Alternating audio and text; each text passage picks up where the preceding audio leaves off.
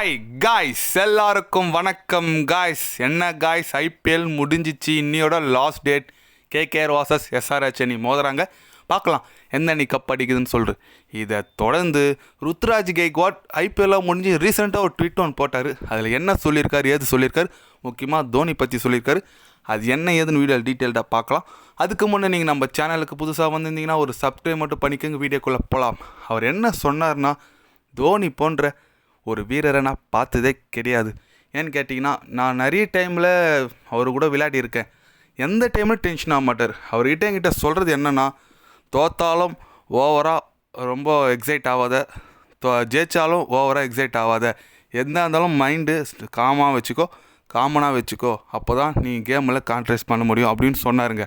அது மட்டும் இல்லாமல் அவர் எந்த டைமில் நிதானமாக இருக்கார். அந்த நிதானத்தை தான் அவர்கிட்ட இருந்து நான் கற்றுக்கிறேன். அவர் இந்தமாரி ஒரு மெச்சூர் ஆகிறதுக்கு சில நாட்கள் ஆச்சு. அதுமாரி தான் எனக்கும் சில பல நாட்கள் ஆகும்.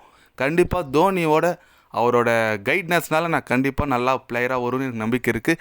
எனக்கு ஒரு அப்பா மாதிரி அவர். நான் இப்போது மேட்ச்சில் மட்டும் இல்லை, தனிப்பட்ட முறையில் நான் அவர் கால் பண்ணி நிறைய பேசியிருக்கேன். அவர் எனக்கு நிறைய பர்சனலாகவும் விளையாட்டு ரீதியாகவும் நிறைய அட்வைஸ் பண்ணியிருக்காரு. அதனால் என்றைக்குமே மஹிபாயை நான் மறக்க மாட்டேன். அவர் என் வாழ்க்கையில் ரொம்ப ரொம்ப கிடைச்ச எனக்கு பொக்கிஷன்னு சொல்லலாம். கண்டிப்பாக தோனி போன்ற ஒரு வீரர் நான் இது வரைக்கும் பார்த்ததில்ல. அவர் ஃப்யூச்சரில் கண்டிப்பாக இந்தியன் டீமுக்கு வழிகாட்டியாக வந்தார்னா இந்தியன் டீம் சூப்பராக இருக்கும்னு நான் நினைக்கிறேங்க.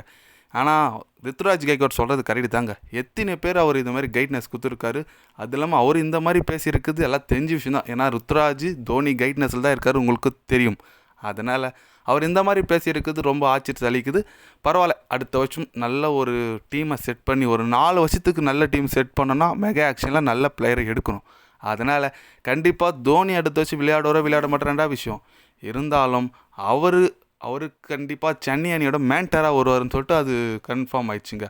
அது மட்டும் இல்லாமல் தோனி அடுத்த ஆண்டு விளையாடினாலும் சென்னை அணியில் தொடர்ந்து இருக்கணும்னு நான் நினைக்கிறேன். எத்தனை பேர்லாம் தோனி விளையாடுறோ இல்லையோ, ஆனால் சென்னை அணிக்கு ஒரு மென்டராவோ இல்லை கோச்சாவோ வரணும் நினைக்கிறீங்கன்னு சொல்லிட்டு கமெண்ட் பண்ணிட்டு போங்க.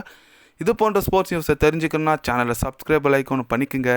கண்டிப்பாக கிரிக்கெட் பற்றி முக்கியமாக வேர்ல்டு கப் வருது, கண்டிப்பாக அப்டேட் வரும். மறக்காமல் சப்ஸ்கிரைப் மட்டும் கொஞ்சம் பண்ணி வச்சுக்கோங்க. நன்றி, வணக்கம்.